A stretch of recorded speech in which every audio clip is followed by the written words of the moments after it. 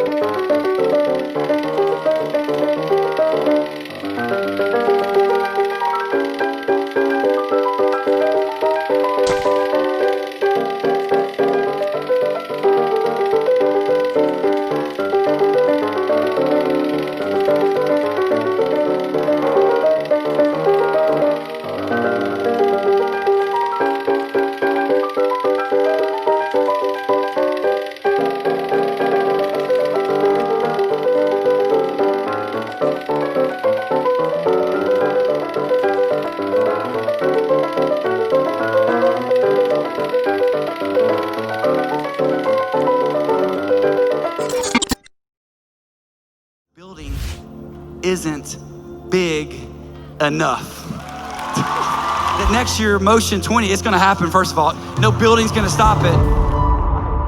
Can't you see it?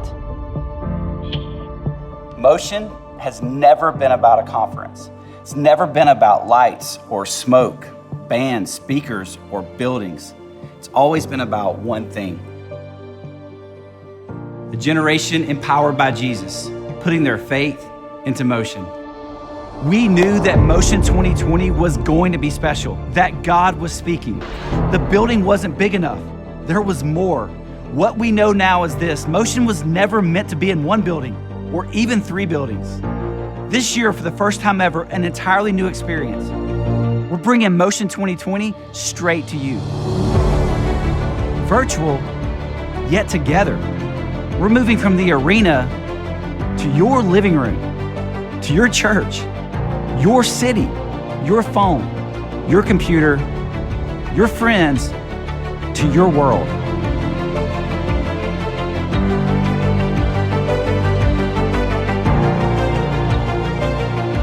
Without these walls, the impact is limitless.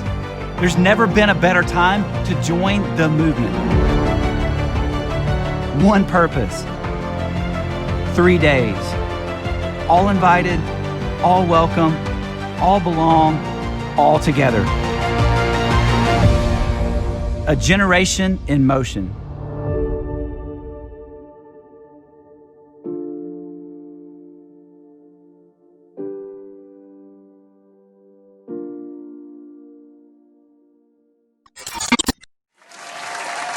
Hey guys, it's Erica, and I have Justin here today. I'm back, but today I brought questions. Oh, goody. So, here we go.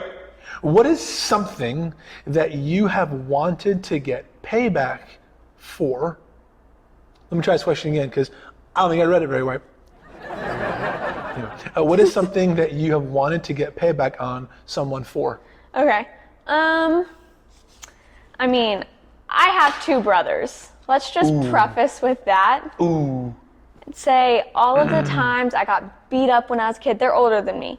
Shout out to all the youngest kids. Oh, yeah. Like, you got this. The babies of the family, I'm with you.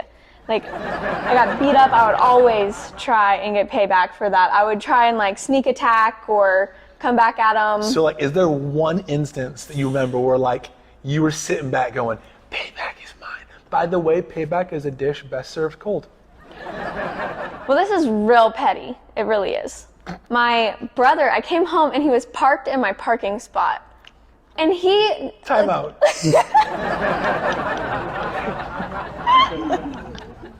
You knew I wouldn't let that slide.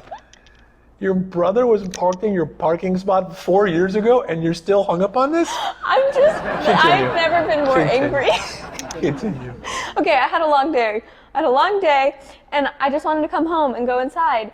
And my brother was parked in my parking spot, and he knows he has to move his car so I can get in because he leaves in the morning before me, so he had to like let me in so he can be out in the morning and I'm not blocking him in. It was a whole big thing. Anywho, he parked in my parking spot, so I called him and I was like, hey, will you come up and move your car? And he said, give me a minute.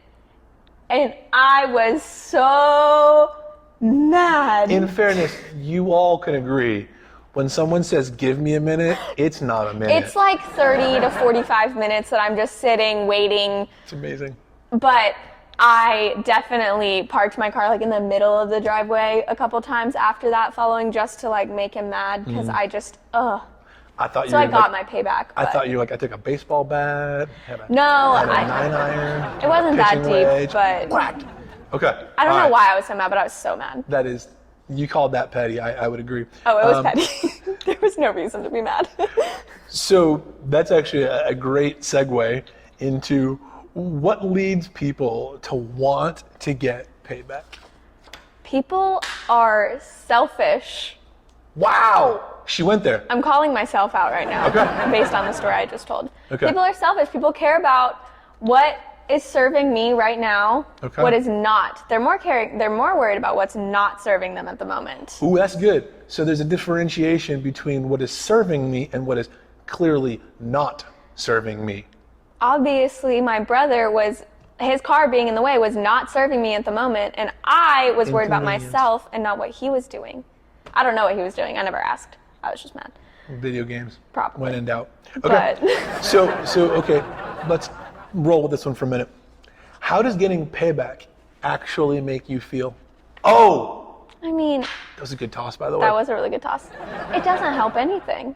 No. It just drives a wedge deeper between if it's you and a sibling or you and a friend, whatever the situation might be. It just causes more issues, and it, like, my brother and I to this day still have issues. Like, we've never, I try, I really do. But I'm sure he tries to, but parking in the middle, I mean, But that's what happens when you get payback and you just continue to, like, and you get payback and then they get payback. And then it's just back and forth, back and forth. it's like a revolving door. Wow, a circle. It just keeps going. Circle of life. Savvy. Actually not Yeah, the circle that's of life. not the circle It's of literally life. the opposite. You really don't have to do that. Don't do it. Simba. Anyway, sorry. Okay, here we go. Is there an example from the Bible of someone who chose to forgive? And here's what I want you to do. Hold on. Because I know the church answer. # Jesus. Yeah. But let's go with someone other than Jesus. I was going to say, 'Cause that's like- Jesus, obviously. That's like the easy one. Let's dig a little bit deeper. No, based on the series we've been discussing, and we've been talking about Joseph this is our fifth week. Well, Joseph is a big one Yeah. for forgiveness. He, again, like we talked about last week, he was thrown in the pit, he was thrown into prison, and he paused, and then he ended up in the palace. And in that palace, he was in charge of all the rations for the food. Mm-hmm.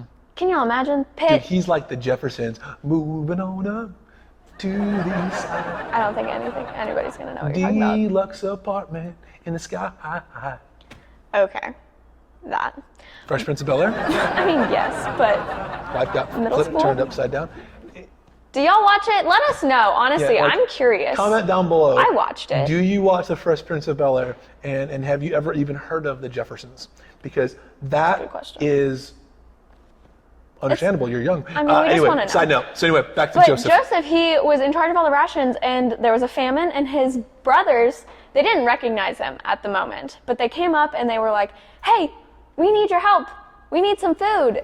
And he could have easily been like, you threw me in a pit, you sold me into slavery. He could have ghosted him. He said, I'm not going to help you. What do you mean? You tried to kill me. It's You true. actually tried to kill me. Why am I going to help you? You can starve. He could have. But he didn't. No, he didn't. He helped him. He did. He did help them. That is forgiveness. That's good. If I've ever seen it.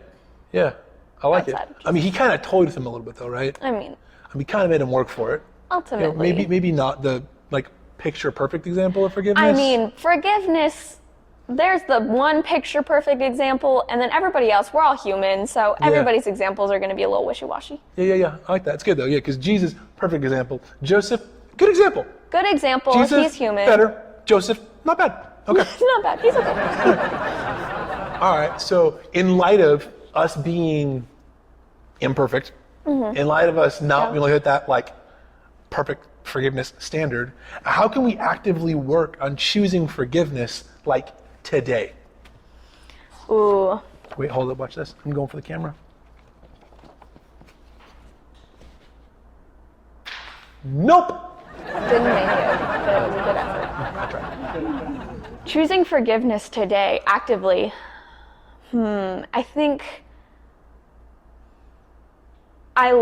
this is some advice I got when I was younger, and it goes along with what you said last week with the pause.